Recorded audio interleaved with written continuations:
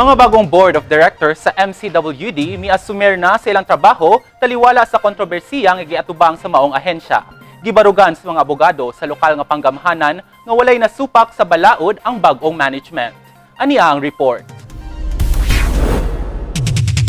Magpadayon ang bagong chairman sa board sa Metropolitan Cebu Water District kon MCWD nga si retired General Mel Feliciano ingon man ang laing duha ka mga bagong miyembro sa pagbuhat sa ilang mga katungdanan taliwala sa padayong pagsupak sa kanhi chairman nga si Attorney Joey Daluz. Gani nagpahigayon og regular meeting ang bagong board ni atong Martes, Nobyembre 7 sa MCWD boardroom sa 5th floor sa MCWD building ubos sa pagpangu ni Feliciano.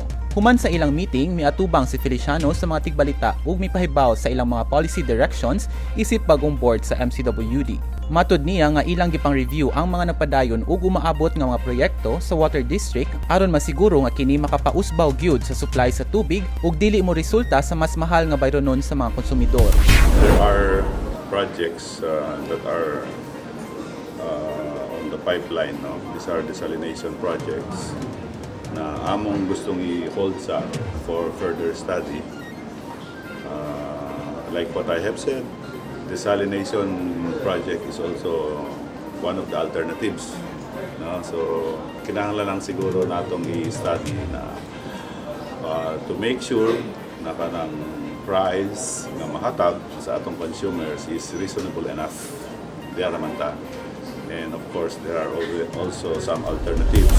Uban ni Feliciano ang duha ka mga bagong miyembro sa MCWD board nga si Attorney Aristotol Batuhan ug Nelson Uvallios.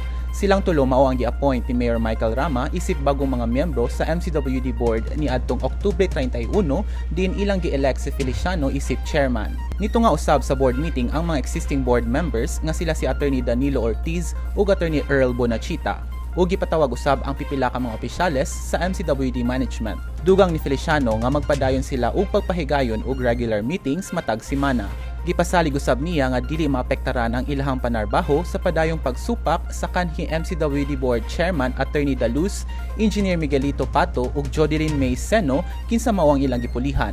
Gihuptan sa kampo ni Daluz ang sulat gikan sa Local Water Utilities Administration kun LUA nga gipirmahan sa administrator nga si Attorney Vicente Homer Reville ug Legal Department Manager Attorney Robert San Andres. Matud sa sulat, wala kunoy otoridad ang mga local chief executives nga mutangtang ug muhulip sa chairman ug mga miyembro sa usa ka water district. Apan dali kining gitubag sa mga abogado sa kagamhanan sa Dakbayan sa Subo nga mipahigayon og press conference ni adtong Martes. Matud ni City Administrator Attorney Colin Rosell, walay gibugaton ang maong suwat gikan sa administrator sa LUA kay wala kini resolusyon nga giaprubahan sa tibok LUA board.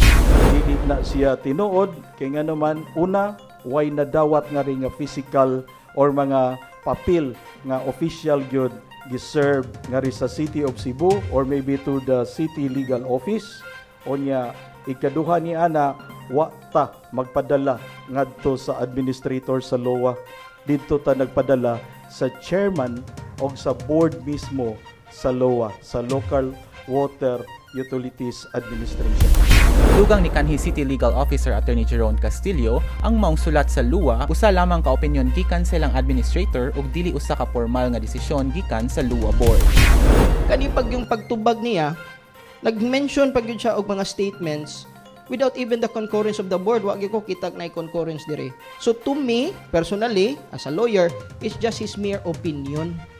Okay? It does not carry any legal weight.